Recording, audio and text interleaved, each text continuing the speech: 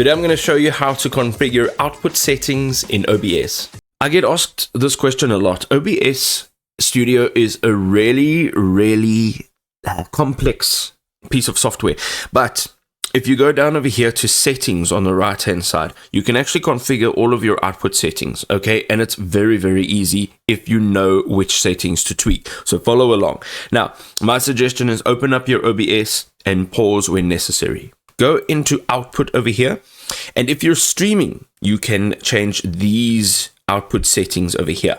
Let's go through them. The first thing is your encoding settings. You want your rate control to be CBR and your bit rate to be around about 2,500 kilobytes per second. You can then come down over here. Your keyframe interval should be 0 seconds. Leave that as is. And then your CPU usage preset. So the higher it is, the better it's going to give you, right? The quality is going to be better, but you do need more CPU. Now, I am running very fast currently, and it is doing just fine. So my suggestion is go in here, start on very fast or start on fast. And then if it doesn't look good when you're streaming, just move down or move up and see what works better. You'll have to find that balance yourself. All of the other settings here are exactly the way they should be. Then we've got our recording settings. This is for strictly our screen recording, and there's two types that we can do here. We've got the standard, and we've also got the advanced. Now I'm going to show you the standard first. I can't open this now because I'm currently recording. So what we're going to do here is your recording path. You just make sure that you are uploading it or saving it to a specific location. Your recording format should say MPEG-4. That's an MP4. The only downfall with an MP4 is if you get interrupted in between your recording. Let's say you're recording something very lengthy. It will not save. Okay, it doesn't save per second. This is unfortunately something that you'll have to deal with. Now, I've never ever had that problem. My system is running smoothly, so I have it on this format just because it's a better format and I don't have to convert it afterwards. Your video encoder, your X264, this is probably your best setting because the X264 will allow you to record at a decent quality rate, but still keep your file size relatively small. Your audio encoder, make sure that it is FFmpeg AC, and this will also just allow the audio to be extracted in an M4A format, and you can pretty much run that on any system.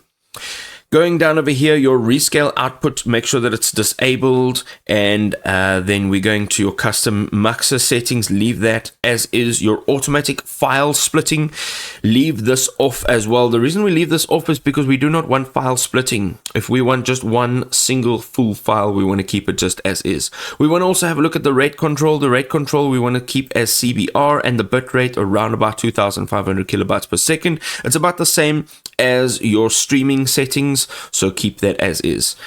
As you can see here, keyframe interval, make sure that it's 0. CPU usage preset, me, I've got ultra fast. Go ahead, as I said with the streaming, try what works. If it doesn't work, change it one down, change it one up, and see what works.